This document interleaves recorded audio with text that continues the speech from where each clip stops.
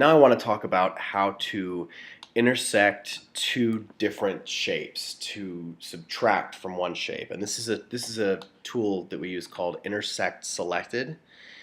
And this is your way to cut a hole through something that is curved or basically subtract one shape from another. So let me just show you how that works off to the side. Now we all know that we can push-pull. So if I were to make this group here, push it up into space, and then take an arc shape, we all know that I can push-pull this up or down. But what I cannot do is I cannot, once I've done that, push-pull that face back or cut into that face. Or at least I couldn't before. But now that we have this tool that we're going to work on today, we're going to show you how that's going to work and how you can. So let's say I have a circle that becomes a cylinder. So let's go ahead and group this and then pull it up into place. And then I want to cut a hole, a rectangular hole, all the way through that. So I'm going to make this into a group as well. And I want to pull this through. So this is a separate group. Let's keep that in mind. So I want to take this shape and subtract this shape from this shape. How do I do that? Well, the way I do that is I use a tool called Intersect, and I intersect two things with each other. So let's take these two. I'm going to take these two items. I'm going to lock them. I'm going to hide everything else by selecting it all and hiding it, and then unlocking it. And here's another. This is another tool where we have to actually right-click and explode both shapes and both 3D objects. Now what I'm going to do is I'm going to double check that I've got everything selected just by selecting the entire thing once again. Look really closely at these lines that I've got here and notice, or these faces, notice that where the faces are touching there's no line at all, and that's because these faces are not interacting with one another. So they're separate from, they're not connected in any way. So my next step is going to be to right-click on one of the selected faces, move down to Intersect Faces, and choose with selection.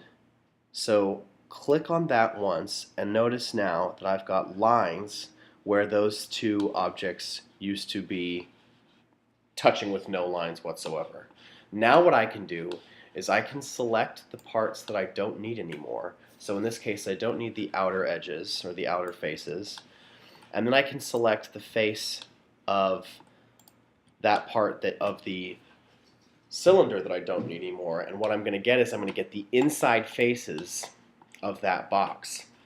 I'm going to take this back a few steps so you can kind of see what it is I'm talking about, and let's look at this as if we're looking at an X-ray here. So I'm just clicking on the X-ray button so we can still see the lines and faces, but we can see what's happening. What I have is a shape moving through another shape.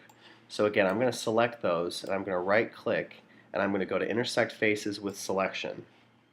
And that's going to give me lines that's intersecting these faces and connecting them, so that I now can delete what I don't want.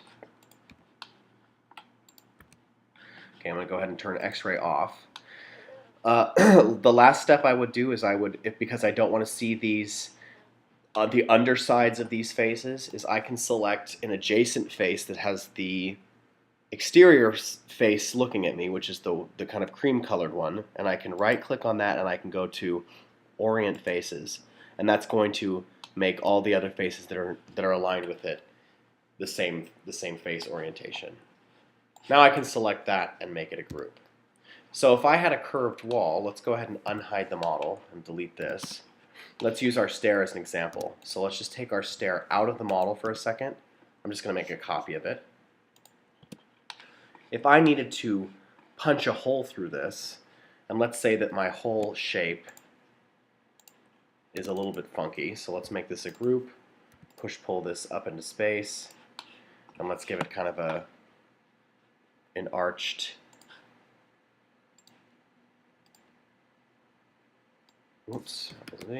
Just going to take that back a little bit. I'm just going to give this kind of an arched shape like this. And I'm not even that worried about making it perfect. So I'm going to go ahead and pull that away. That. And then I'm going to rotate this a little bit so that it's going to go through the actual meat of that stair. Let's put on the X-ray again so we can see what's going on. So I'm going to open this shape that I'm using to subtract up, and I'm going to pull it through. So you can see it's going all the way through. Let's take both of those and explode them. And now that they're, well, first thing I'll do again is I'll select the whole thing just to make sure. And I'm going to right click on this and I'm going to do Intersect Faces with Selection. And you'll see that I now have lines there where there didn't used to be lines, where they're coming together. So now I can delete the stuff I don't need. I'm only using this shape that I'm pushing through as a tool to, or as a shape that's going to become a negative. Okay, so I can scroll back now, and let's go ahead and turn off the X-ray. You'll see that I've punched a hole through that curved face. Something I would not have been able to do simply by push-pulling, because push-pulling a curved face isn't something that you're allowed to do anyway. And if I were to come up from underneath, all I would be able to do from the underside is create a hole that has a rectilinear. So the push-pull, that's all I can do. The top has to be a rectangle. Or something flat, I should say. Last but not least, I would select this thing and I would group it. So that's kind of the introductory basics of intersect faces with selection, and this is what really allows you to start carving out some unique shapes. The sky's kind of the limit with this one.